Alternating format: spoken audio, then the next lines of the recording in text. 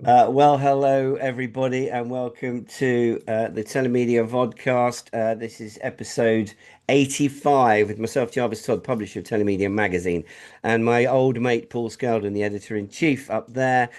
This is where we spend a couple of minutes talking about some of the most interesting stories that have come across our desk and that we think you would appreciate a slightly deeper dive into. On this particular episode, we are, I mean, just got to say, who wants to be an advertiser these days? It's a nightmare. It's an absolute nightmare. And I have to say that probably being an old man that's been doing this for about 30 years, this is becoming further and further and further away from a world that I understand. So I'm going to try with Paul to unpick the latest piece of news, which talks about YouTube, Google, Instagram, and many others. And it's a survey that's revealed the top most influential brands. It's a chart, ladies and gentlemen. It's a chart of influential platforms with significant traffic generation implications, and obviously engagement, traffic generation, the media landscape are fundamental and underpin the success of most telemedia services. Here's my introduction. A survey of the most influential online brands finds that they are all now digital platforms. You're probably not going to be that surprised. YouTube's out in front. And this has massive implications for the advertising and traffic generation sector across the telemedia space. And we're going to spend the next kind of couple of minutes explaining just what that means and what the implications are to the industry. So, Paul, why don't you take it away? And we're not going to do a chart rundown, but I think most people can guess who's in there. Well, it's a shame. Yes, it would be good to do a The music. straight in at number 10. Well, essentially, this is a survey that a company called Onclusive has done into the 2026 Brand Influence Ranking Report. And the top 10 most influential brands in media are all now tech companies. It includes YouTube, Google, Instagram, Facebook, LinkedIn, Apple, Amazon, Microsoft, TikTok, and ChatGPT. And this is interesting, I think, because it kind of points to sort of if you want to get your message across from a marketing point of view, which lots of telemedia service providers need to do, you need to think in terms of the fact that the places you're going to want to be seen are these platforms. And I think the fact that YouTube comes out on top is extremely significant because it's different, I think, in terms of sort of advertising to what you'd see even on things like Google or Instagram and places like that. But what it really means is that you've got to be sort of constantly generating visibility of yourself. You can't just buy eyeballs anymore. It's not the same. It's a very different world for advertisers. And of course, that really impacts how, traffic is generated for telemedia services. Of Massively. course, affiliate marketing and all those things do still have a place, and sort of Google and all of that. I mean, obviously Google because it's second in the list. But I think it overall it's much more, it's about influence. It's about having content that travels across the internet, across these different platforms. You've got to be in with the influencers and that kind of side of the market. You've got to be culturally relevant, which I guess for some of our companies which are international, that means different things in different places. Yeah, for And you sure. have to have timing. You have Yeah. to have the right stuff up there at the right moment in front of the right person and all that kind of thing. So I think it doesn't radically change how people market their telemedia services, but it does change how they have to think about what it is they're trying to achieve. It's not, like I say, just about an ad that someone's going to click on. It's about the full funnel of that sort of customer journey. You've got to get like brand awareness, you've got to get the click through, you've got to get sort of updates, you've got to keep it all alive, you've got to have the right content in the right place at the right time. And that's a challenge. Yeah, no, I mean, I think it's more than a challenge. It's like I started to do a bit of research, and like I say, at the beginning of the podcast or vodcast, we used the phrase "the media landscape is changing rapidly." I remember using that phrase back in, probably We've used it. We've 2000. used it a few times. It's irregular, but I mean, nothing compares to this really. I mean, first and foremost, one of the things that I noted was that influence has decoupled from spend. So we talk about biggest brands. Back in the old days, the biggest brands are the companies that spent the most amount of money. Mm, That just isn't the case anymore. The biggest brands are the platforms and the influencers themselves. And like you said earlier, it's a structural shift, right? Influence now is distribution power plus cultural relevance, and it's got nothing to do with budget at all. Um, and if mm. you need these platforms to advertise within, but you're sort of almost, they are in themselves attracting eyeballs, and you can kind of go along for the ride, but you have to be part of that narrative, and you have to start thinking about different formats in order for it to work. It's just not the same. There was a really lovely little comparison I dug up where if you look at, say, where we were 10 years ago, and it says native content beats banners, which is short form video beats static ads, social proof beats direct response, and AI recommendations beat search ads. I mean, that's a massive, massive shift in, the advertising strategies, because this list just shows you that this is where the eyeballs are, but it's not really about eyeballs. It's about being part of that kind of cultural narrative, the lay, however however you want to spin it. um and I pity any kind of 50 plus dudes that are still working in the advertising and media space, because this is really a It's yeah, complete change it's in the way that radical shift. you're going to engage your customers. And Yeah, it used to just be, I mean, wow, so much simpler. it did. Yes, I think the other thing that's really complicated about this is that it's not just changed from one thing to another, it's adding things. So you still have to be aware of those sort of old model paid acquisition things like display and affiliates and SMS and all those and email marketing. You need to be aware of all of that. You need to be aware of like normal static and banner ads, all that kind of thing. And you've got to factor in all of this cultural and social and AI discovered ways of marketing. And so it's sort of all those guys like us who are in their 50s who work in advertising, they still have relevant skills. It's just all of this other stuff that makes it more complicated to assess what you need to do. It makes it more expensive. It makes it more difficult to monitor. It makes it much more difficult to measure the outcome of what you're doing and therefore where to apportion budget.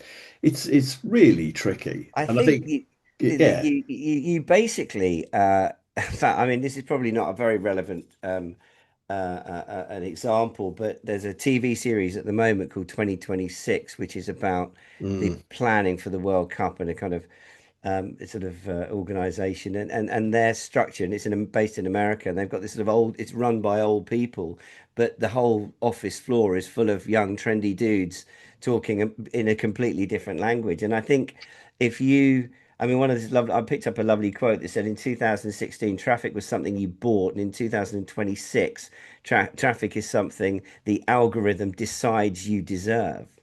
And I mean, oh yeah, it is an extraordinary change in the dynamic, right? mm, It's no longer commodities. You see, like, you've got to earn those eyeballs, and in order to do that, the platform on which with that you're using to drive your services or advertise your services, it kind of isn't advertising. You kind of got to be part of the culture to earn, to earn the attention, and that's quite a difficult thing to get your head around unless you've got a couple of young trendy kids next to you explaining how that works. well, I think also it's a really difficult thing to achieve for everybody, and there's also the problem that everybody doing it makes it even more difficult for yours to stand out and for the algorithm to choose you.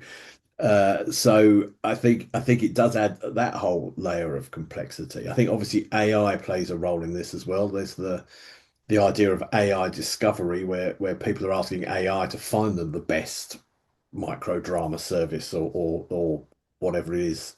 That's right, Uh, or recommend me or yeah, find me a service that that entirely requires different. Yeah, it requires something very different on the marketing front for AI to find you and recommend you.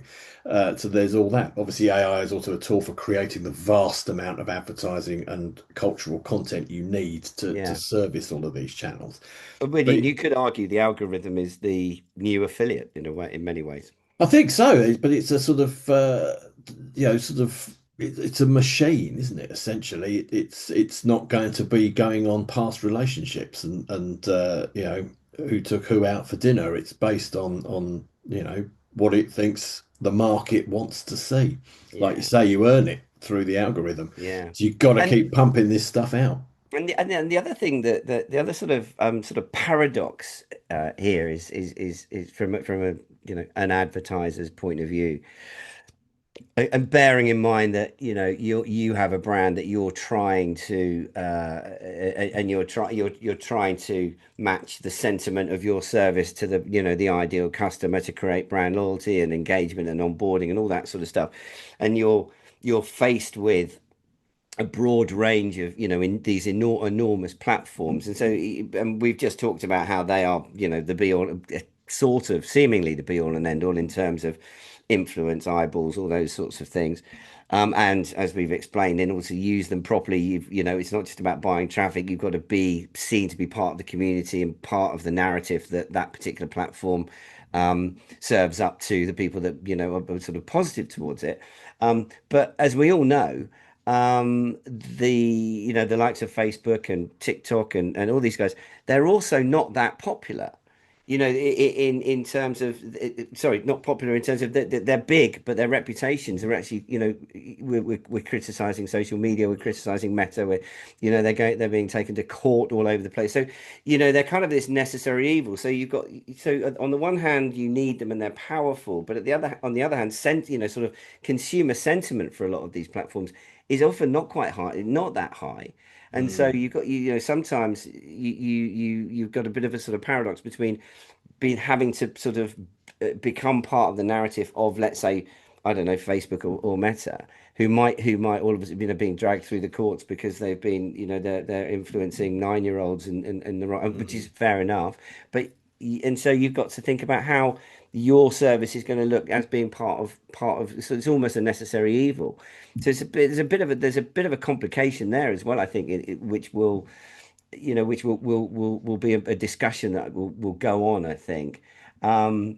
So one of the things I read, somebody said these platforms are hugely influential, but influence doesn't guarantee love. The bigger you are, the harder it is to stay liked. Um, Yeah. so Oh it, yeah, it's a minefield, and it's not. it's a real minefield. Yeah, It's a and real it's not minefield. governed by simple things like you say that sort of if I'm really popular and got lots of attention, therefore this is going to be really good. It doesn't work like that anymore. And yeah, That's it's right. it's an impossible thing in many ways to work out. As you said at the beginning, who'd want to be an advertiser these Yeah. days? It's so fraught, challenging, and it's even in some ways even more random than it ever has been. That you're just throwing all this stuff out everywhere and hoping that some of it sticks, and you've got no real guarantee of knowing what it is that makes it work. Yeah, well, so and I mean to conclude, another quote, and this again, bearing in mind what I just said about the platform, the platforms being popular, but the brands not necessarily being that popular, and it says that the brands, as in the ones that are using the platforms, say an advertiser or a merchant from the telemedia space, the ones that will win will be the ones that can make themselves feel native to those environments. So things like short form video, creator-led content, social proof, that kind of stuff. Because those services are then easily surfaced by the AI systems. So influence is about it today isn't about size; it's about sustained visibility across the attention of the ecosystem. So the days of sticking a banner on a website when it was so easy, it's now a case of we in our service need to form a relationship with the platform on which we Mm. feel we're going to be able to reach the most amount of customers. But at the same time, that platform may not be that popular in the Yeah, across the globe. yeah, So, there, I think we'll just leave it there and just say good luck to all of our yeah. advertisers Good luck out and there with it. all of those fantastic telemedia marketing companies. The very, very, very good news is that all of these problems and more will be discussed, solved, and the future will Yeah. be served up on a silver platter for you at the upcoming telemedia show in Johannesburg, which is happening, if you didn't know, on the 2nd to the 4th of June. 2026. So you've got plenty of time to organize your travels. Please get in touch with us with your good news stories. We still love to have conversations with people about getting involved with the conference, which has already taken shape. So please do go to wtevent.com and check out the first tranche of speakers that we've announced. We've got some operators in there, which is fantastic.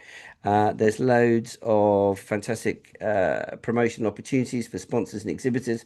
Paul's already booked his flights.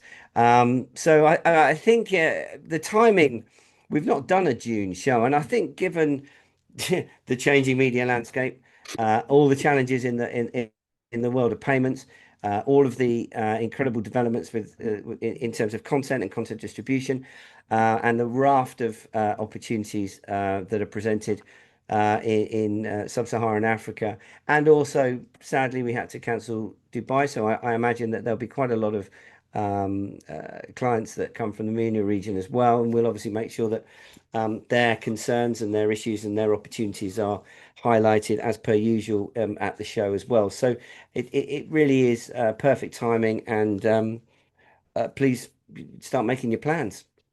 So, Paul, I guess that wraps it up, right? It does indeed. I think so. I think that's the world of advertising and marketing sorted out. I don't imagine anyone out there has any confusion as to what they need to do now, uh, aside from book a ticket to Telemedia in Johannesburg. So But but yeah, I but think but so. also but also, I mean, sorry to cut across you, but I mean also, please, we'd love to hear from you Yeah. with regards to how you're tackling these particular challenges. And from my point of view, I mean, I'd love to see some examples of really successful campaigns that illustrate some of the points that we've just talked about in terms of moving from traditional static banners or whatever to, effective short form video or working with influencers and that kind of stuff. Because it'd be great to see some of that stuff in action. So please do get in touch with Paul and myself. Remember to like us, share our content, and as Paul said, book your ticket for Johannesburg. And I'll see you in a couple of weeks, Paul. You will indeed. Let's stay culturally relevant. Absolutely. Thanks for listening, everyone. Take care.